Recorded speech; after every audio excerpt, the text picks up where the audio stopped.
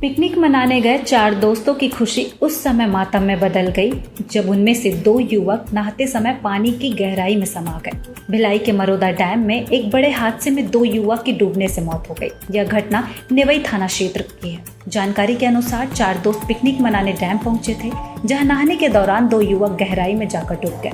पूरी घटना शाम सोमवार की है, जब चारों युवक डैम के किनारे बैठकर खाना खाने के बाद नहाने के लिए पानी में उतरे। शुरुआत में सब कुछ सामान्य था, लेकिन कुछ ही देर में साहिल और जुनैद डैम के गहराई में चले गए और डूबने लगे। दोनों को डूबता देख उनके साथ मौजूद दोस्तों और आसपास के लोगों ने तुरंत शोर मचाना शुरू कर दिया। शोर की आवाज सुन स्थानीय लोग इकट्ठा हुए और स्थानीय लोगों की मदद से दोनों को पानी से बाहर निकाला गया।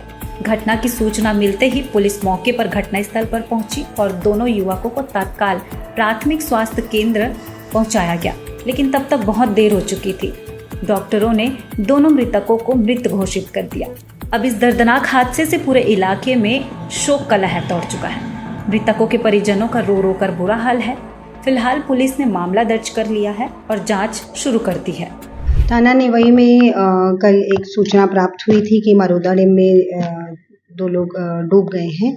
इसकी सूचना पर से पुलिस टीम वहां पहुंची तो वहां पर जांच के बाद ये पता चला कि साहिल और जुनैद नाम के 2 युवक जो अपने दोस्तों के साथ वहां पर पिकनिक मनाने आए हुए थे और उसी दौरान ये पिकनिक मना रहे थे वो आउटर साइड में। और साहिल और जुनैद पिकनिक मनाते हुए थोड़ी देर बाद आके डैम में छलांग लगाए। दोनों को चूंकि तैरना नहीं आता था और वो गहराई में चले गए थे, इससे वो डूबने लगे।